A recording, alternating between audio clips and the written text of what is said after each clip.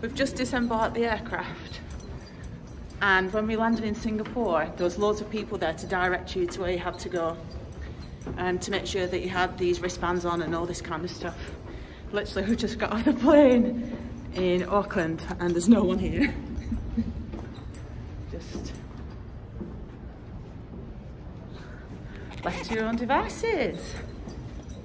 So we're currently in the queue. I've got a wonky mask. And like just there, we don't know whether you have to get tested. It seems very thorough.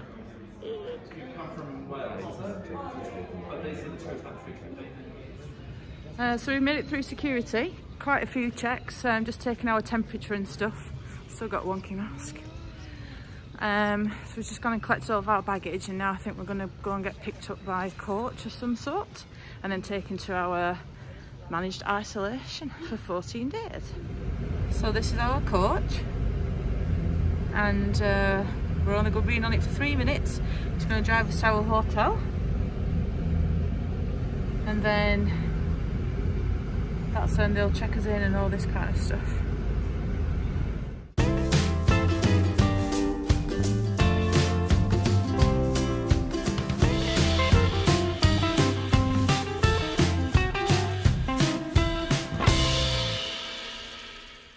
Kia ora and good morning from our hotel room in what is a very sunny Auckland. This hotel, we've actually got a window, which is good, but is also making us very anxious and excited to get out of here. So I'll fill you in on a couple of things that happened from the airport.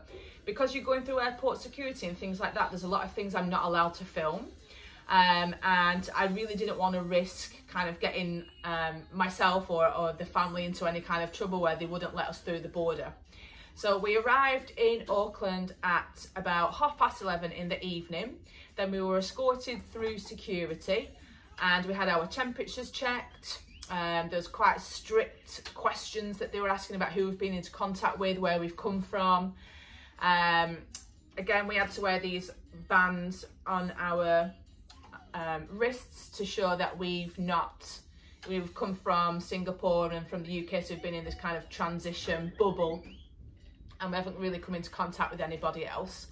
So we came through security and then we managed to get our luggage, and we went through another security, same questions again, and then we were brought, that's the kettle boiling, and then we were brought onto a coach, and then we were driven literally 3 minutes from the coach to this hotel, which is guarded by army. So there's a lot of people in the army uniform, there's a lot of police about. I think it's like defence or something. A lady came on and she was giving us all these like quite strict instructions about what you can and cannot do, and like the social etiquette of when you're staying in this hotel, and what the repercussions will be if you don't do that.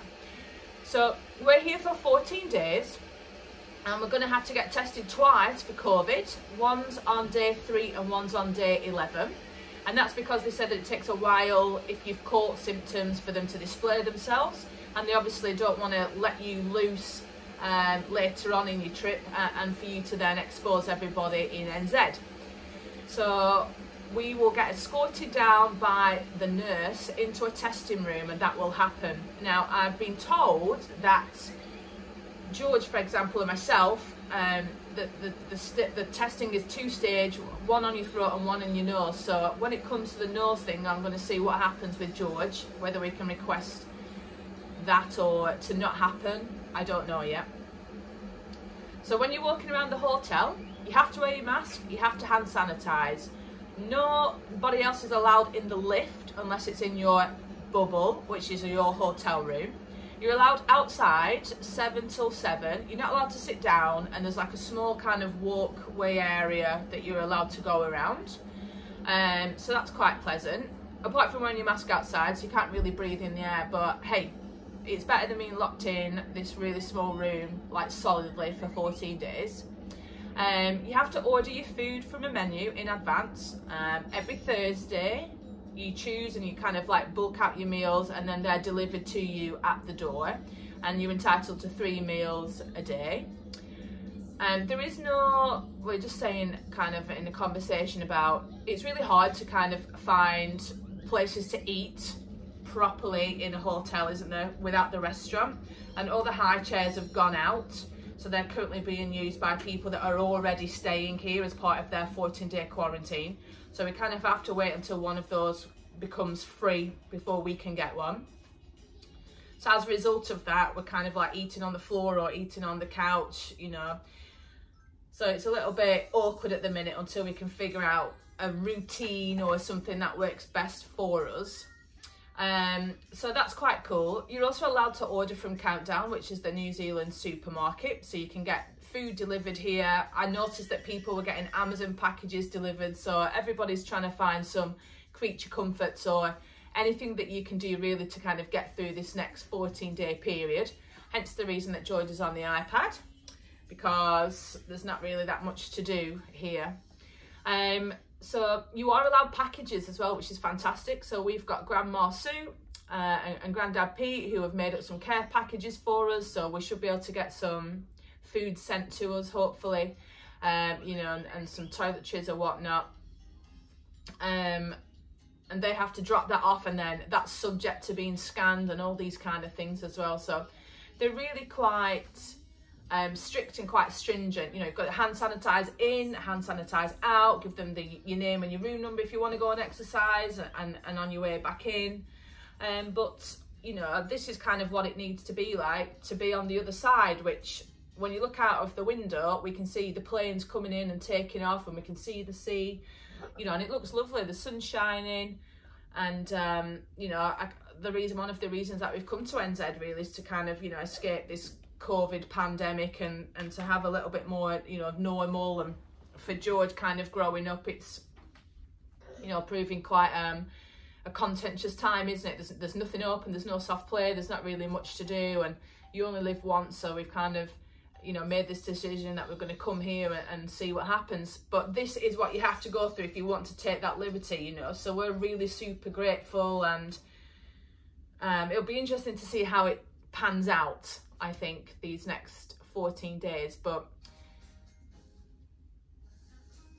we'll get through it. So this is one of the recreational areas that's outside our hotel. Lots of people out and about. A really good area and space. They've got some chalks and things for the children to do and hang out. Daddy's just written help. So you're allowed to come out as often as you want, as many times as you want, between 7 and 7. You have to wear your face mask outside. But it's a lovely day. It's just nice to be able to move around, especially after being stuck inside or whatnot. This will really hopefully be a bit of a saviour.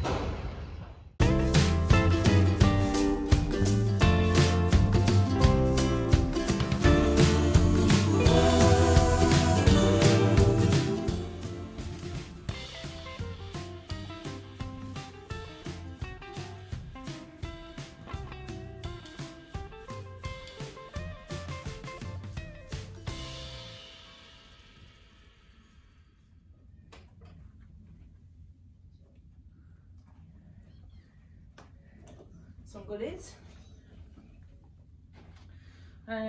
Okay, so you can order a cleaning kit to the room. Obviously we've got the cups that we're using for cups of tea or whatnot, and glasses, and we've got George's bowl. So this is what's in the cleaning kit. Let's have a look. Please put outside. So we've got dishwashing liquid, bathroom cleaner, neutral cleaner, and Diode air spray. So look at the size of this. Oh yeah, washing liquid. The all important scrubber. I'm assuming this is a toilet brush. They want this back. Minging. What's that? Cloth. Cool. Well, we're day 1 in lockdown, and as you can see, we're bored. So I'm going to start getting my clean on.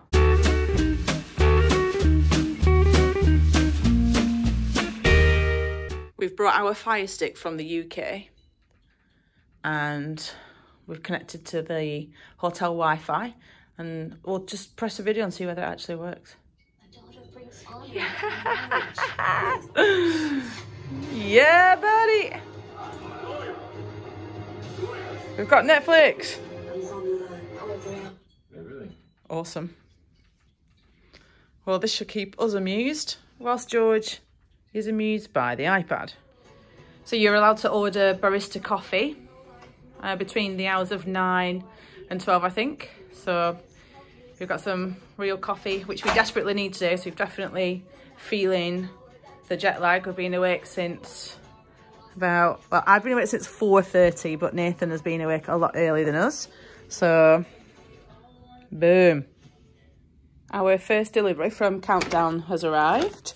In New Zealand, they're really good on recycling. So there's a big push on having paper bags. Everything's clearly recyclable. Even in the hotel room, you've got a normal bin, then you've got a recyclable bin. I know I'm an English teacher, I can't say recyclable properly, but go with the flow.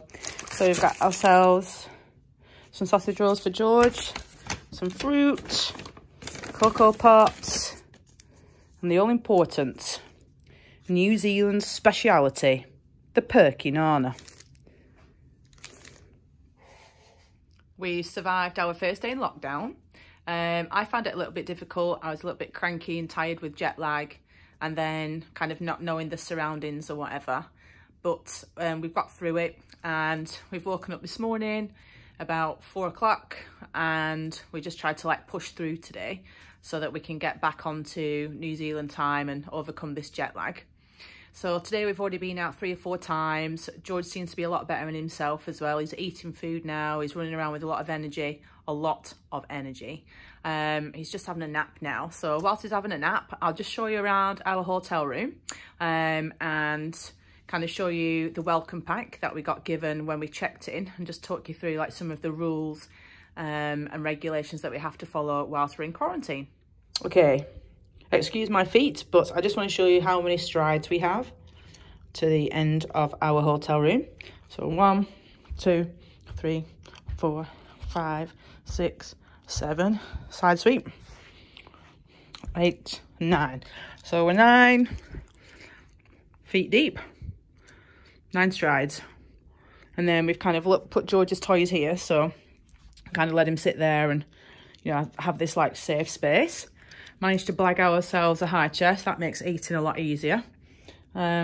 George has passed out, which is great. So we're just going to hang out and enjoy a little bit of a break.